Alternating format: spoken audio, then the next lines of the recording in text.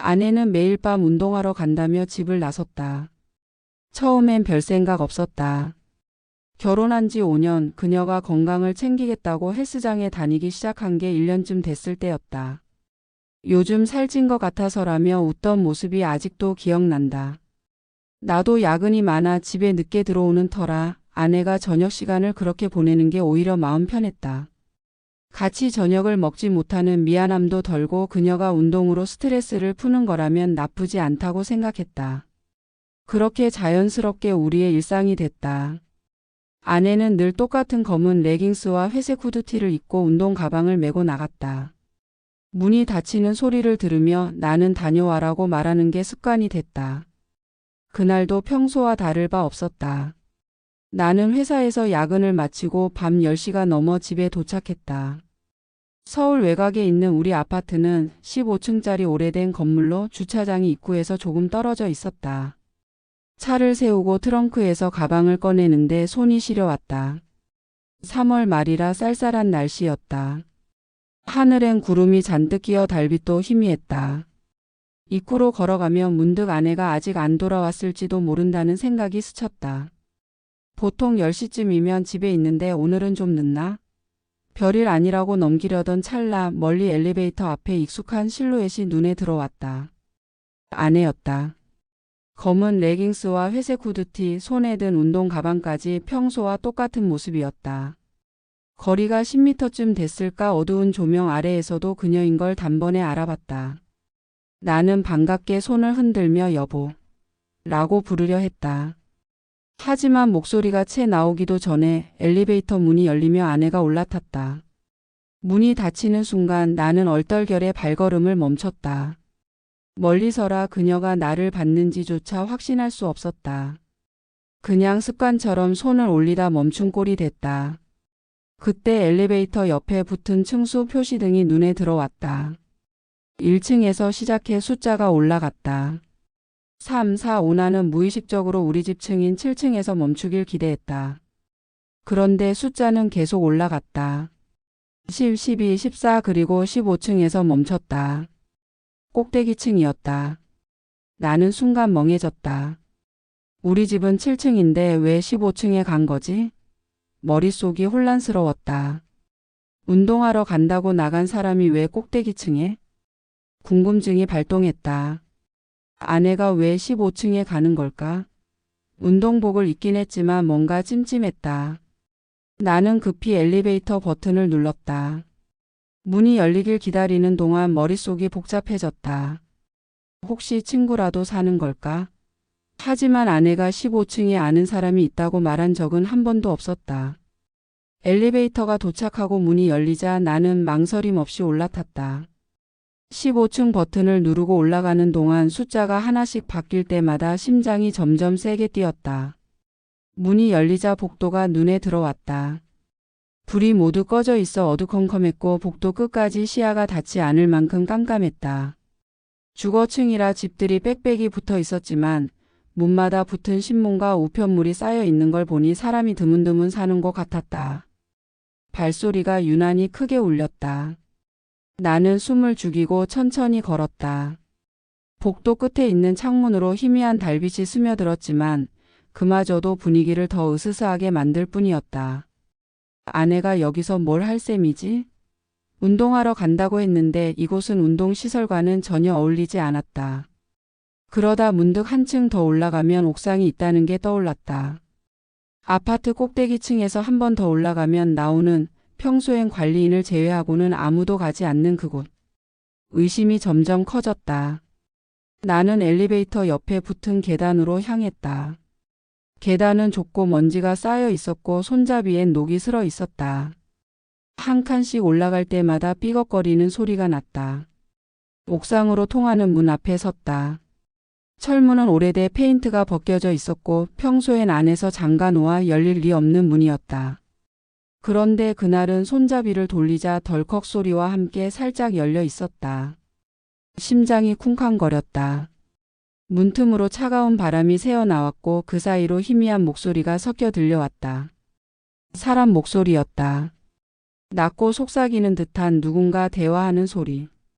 나는 문을 더 열기 전 잠시 멈춰 숨을 골랐다. 뭔가 잘못된 걸 직감했다. 문고리를 잡고 조심스레 문을 열었다. 철문이 삐걱거리며 열리는 소리가 어두운 계단에 메아리쳤고 차가운 밤 공기가 얼굴을 스쳤다. 옥상으로 한 발 내딛는 순간 나는 숨을 멈췄다. 눈앞에 펼쳐진 광경은 믿을 수 없을 만큼 충격적이었다. 아내가 관리사무소 직원과 몸을 섞고 있었다. 달빛이 옥상 바닥에 길게 드리워져 두 사람의 그림자를 선명하게 비췄다. 아내의 운동복 상의는 한쪽 구석에 아무렇게나 벗겨져 있었고 관리사무소 직원의 파란 유니폼 재킷도 옆에 던져져 있었다. 그들이 나누는 낮은 신음소리가 바람에 섞여 내 귀까지 흘러들었다. 나는 순간 얼어붙었다. 머릿속이 하얗게 변하며 아무 생각도 들지 않았다. 배신감이 가슴을 찔렀고 분노가 목구멍까지 차올랐다. 하지만 소리를 지르거나 달려들지 않았다. 그 대신 나는 본능적으로 몸을 낮추고 옥상 문 뒤에 숨었다. 심장이 터질 듯이 뛰었고 손바닥엔 땀이 배어났다. 아내의 얼굴이 보였다. 내가 사랑했던 그 얼굴이 지금은 전혀 다른 사람처럼 느껴졌다. 그녀는 내가 여기 있는 줄 전혀 모르고 있었다. 관리사무소 직원과 속삭이며 웃는 모습은 내가 아는 아내가 아니었다. 떨리는 손으로 주머니에서 핸드폰을 꺼냈다. 이성을 잃고 싶었지만 그보다 더 강한 무언가가 나를 붙잡았다. 복수심이었다. 나는 카메라 앱을 열고 화면을 그들 쪽으로 향했다. 손이 너무 떨려 초점이 맞지 않았지만 몇 번 숨을 고르며 렌즈를 고정했다. 달빛 덕분에 영상이 흐릿하지 않게 찍혔다. 아내의 목소리, 그 남자의 움직임, 옥상 바닥에 흩어진 옷가지까지 모두 기록됐다. 영상을 찍는 동안 내 머릿속은 혼란으로 가득 찼다. 왜? 언제부터? 내가 뭘 잘못한 거지? 질문들이 끝없이 떠올랐지만 답은 없었다. 촬영을 멈추고 핸드폰을 다시 주머니에 넣었다. 숨소리가 거칠어졌지만 들키지 않으려 이를 악물고 참았다. 아내와 그 남자는 여전히 나를 눈치채지 못한 채 서로에게 몰두해 있었다. 나는 그들을 더 볼 수 없었다. 분노와 슬픔이 뒤섞인 감정이 나를 짓눌렀다. 조용히 문을 잡고 소리가 나지 않도록 천천히 닫았다. 계단을 내려오며 다리가 후들거렸다. 엘리베이터에 타고 7층으로 내려가는 동안 나는 거울에 비친 내 얼굴을 봤다. 창백하고 눈가가 붉어진 낯선 남자가 거기 서 있었다. 집에 도착했을 때 나는 아무 말 없이 소파에 앉았다. 핸드폰을 꺼내 영상을 다시 확인했다. 2분 37초. 그 짧은 시간이 내 결혼 생활을 산산조각 냈다. 삭제하고 싶었지만 그러지 않았다. 이건 증거였다. 아내가 돌아왔을 때 그녀는 평소처럼 운동하고 왔어라며 웃었다. 나는 대답 대신 고개만 끄덕였다. 그날 밤 잠을 이룰 수 없었다. 머릿속엔 옥상에서의 장면과 복수 계획만 맴돌았다. 며칠 뒤 장모님 칠순 잔치가 있었다. 아내의 어머니는 칠순을 맞아 가족들을 모두 초대했고 우리 부부도 당연히 참석해야 했다. 잔치는 장모님이 사는 동네 회관에서 열렸다. 넓은 홀에 긴 테이블이 놓여 있고 친척들이 삼삼오오 모여 웃으며 이야기를 나누는 평화로운 분위기였다. 나는 그날 아침까지도 망설였다. 옥상에서 본 그 장면이 머릿속을 떠나지 않았고 아내를 볼 때마다 속에서 무언가가 끌어올랐다. 하지만 이혼을 결심한 이상 그냥 조용히 끝낼 수는 없었다. 복수는 내 방식대로 해야 했다. 핸드폰에 저장된 영상이 무거운 무기처럼 느껴졌다. 잔치가 시작되고 음식이 차려졌다. 장모님이 좋아하는 떡국과 갈비찜 냄새가 홀을 가득 채웠다. 아내는 평소처럼 밝은 척하며 친척들과 인사를 나누고 장모님 옆에 앉아 깔깔 웃었다. 나는 멀리서 그 모습을 지켜봤다. 그녀의 웃음소리가 귀에 거슬렸다. 그 웃음 뒤에 숨겨진 비밀이 나를 조롱하는 것 같았다. 나는 조용히 자리에서 일어나 준비해 온 USB를 프로젝터에 연결했다. 잔치 중간에 준비한 특별한 이벤트가 있다고 둘러댔다. 장모님이 뭔데 이렇게 비밀스러워? 라며 웃었고 친척들도 호기심 어린 눈으로 나를 쳐다봤다. 아내는 별 생각 없이 고개를 돌려 나를 봤지만 곧 내 표정이 심상치 않다는 걸 눈치챘는지 살짝 인상을 찌푸렸다. 특별한 선물이 있습니다. 나는 억지로 미소를 지으며 프로젝터 리모컨을 들었다. 손이 미세하게 떨렸지만 누구도 알아채지 못했다. 재생 버튼을 누르는 순간 홀 안의 소음이 멈췄다. 커다란 스크린의 옥상에서의 그 장면이 나타났다. 달빛 아래 아내와 관리사무소 직원이 얽힌 모습, 벗겨진 운동복, 흐트러진 머리카락까지 고스란히 보였다. 영상엔 소리까지 담겨 있었다. 아내의 낮은 목소리와 그 남자의 숨소리가 스피커를 통해 울려 퍼졌다. 잔치장은 순식간에 얼어붙었다. 누군가 뭐야 이게? 라고 외쳤고 장모님은 손에 든 숟가락을 떨어뜨리며 비명을 질렀다. 이게 무슨... 아내는 얼굴이 하얗게 질린 채 스크린을 쳐다봤다. 그녀의 눈이 커지며 나를 향했고 입술이 파르르 떨렸다. 여보 이게 뭐야? 왜 이래?